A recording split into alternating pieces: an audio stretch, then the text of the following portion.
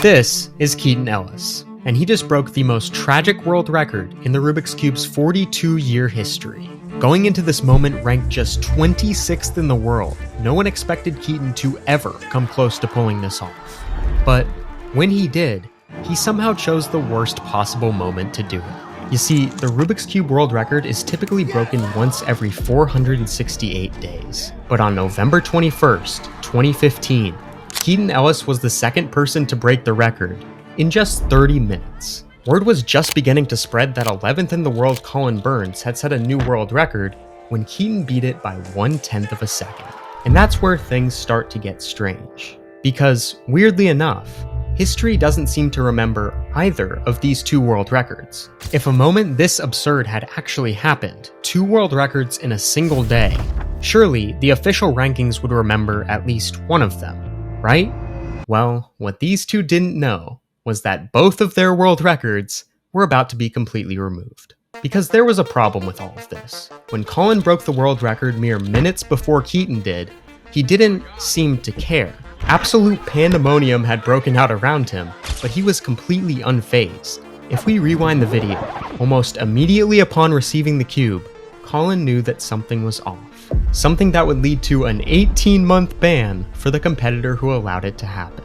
In official attempts, cubes are supposed to be scrambled with a computer-generated sequence of moves that creates an even playing field for competitions. But Manhasset 2015 was not your average competition. It turned out a competitor had deliberately scrambled Colin's cube so that it was ridiculously easy to solve. So much so that even without finding the most efficient solution for the scramble, he still managed to break the world record by 0.04 of a second. The entire venue saw 5.21 on his timer and immediately broke out into chaos. But Colin knew that mathematically, it was impossible for a scramble this easy to appear in competition. It just couldn't have been real. So upon finding out just minutes later that the scramble was nothing close to what he should have received, the world record was completely removed from the official rankings. Many disagreed with this decision, saying that it was completely unfair. With some choice words for the World Cube Association, they cited the fact that the recent one-handed world record was also found to be a misscramble, but it was allowed to stay.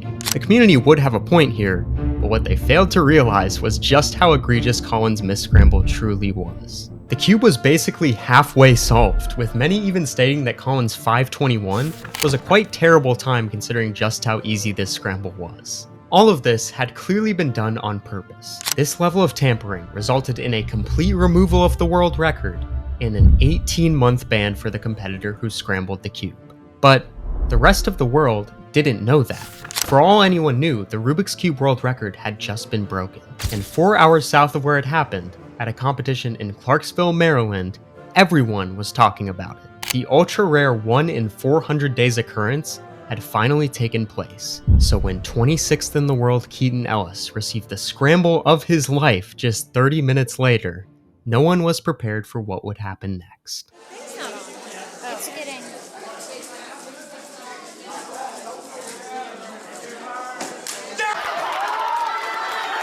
Absolute chaos broke out, and understandably so. Keaton had just beaten the mere minutes-old world record by 1/10 of a second. It was the first time cubing had ever seen two world records by two different people in the same day. Considering how often the world record is broken, the statistical likelihood of this exact event happening on any given day was 1 in 438,000. But Colin's world record wasn't real. No matter how much we try to act like it was, it didn't actually count. And as we would learn just over an hour later, neither would Keaton's. You see, he had come within just 1/10 of a second of the most anticipated barrier in the Rubik's Cube's history. At first, this wasn't a problem. After all, a world record is a world record. When you get one, you don't tend to complain. But what Keaton didn't know was that this 1/10 of a second was just a little bit too much time. We had already seen people go to absurd lengths to achieve sub 5 in 2015. World number 1 Felix Zemdegs came just turns away from pulling it off in the World Championship final. And we had even seen a man try to fake a 4-second solve, which got him completely banned from competing. It was the one barrier that everyone wanted to break. And if Keaton had just turned a tiny bit faster, it could have happened that day. But wait, pause it.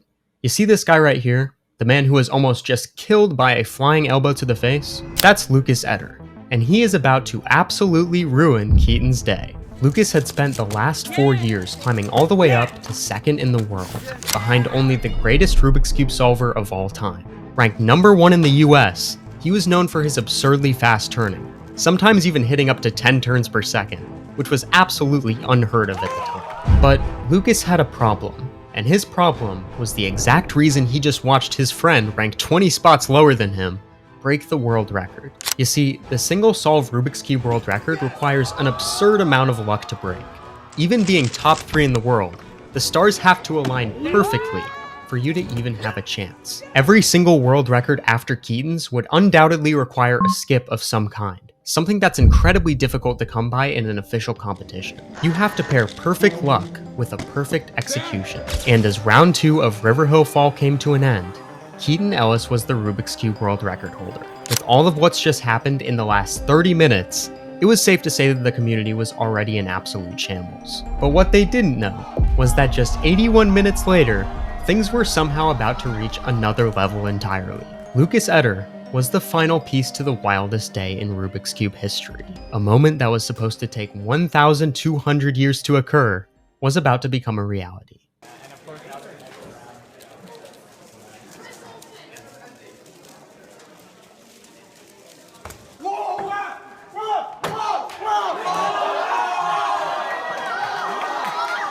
4.90, the world's first sub 5, and the second actual world record in one day.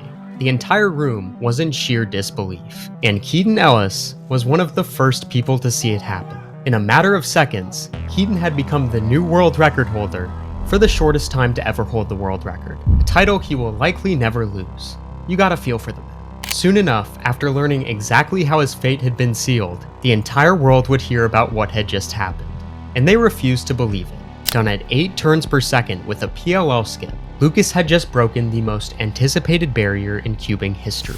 Within days, news media all over the country was talking about it. ESPN, articles, interviews. It was by far the most talked about world record in the cube's history. The most tragic part? Not only was Colin's world record removed hours earlier, but according to the regulations, because both of these historic solves happened on the same day, only one of them would ever count as an official world record. 4.9 seconds away from history. 3 world records in one day. Since then, the shortest time for a world record to be broken is 56 entire days. The community has not come remotely close to replicating the day of November 21st, 2015. You know what else you can't replicate? Subscribing. You can only do it once, and you might as well do it today, or you'll never do it. You'll probably just forget, so you might as well just do it while you can. You know what else you can't replicate as well? The speed. The sheer speed of these 6-year-old children who are still somehow in the big 2.5, almost the big 2.6, faster than you. You thought I was done, didn't you? But there's actually a third thing you can't replicate. You know what that is?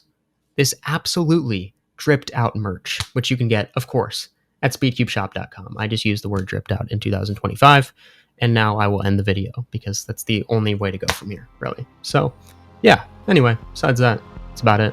See ya.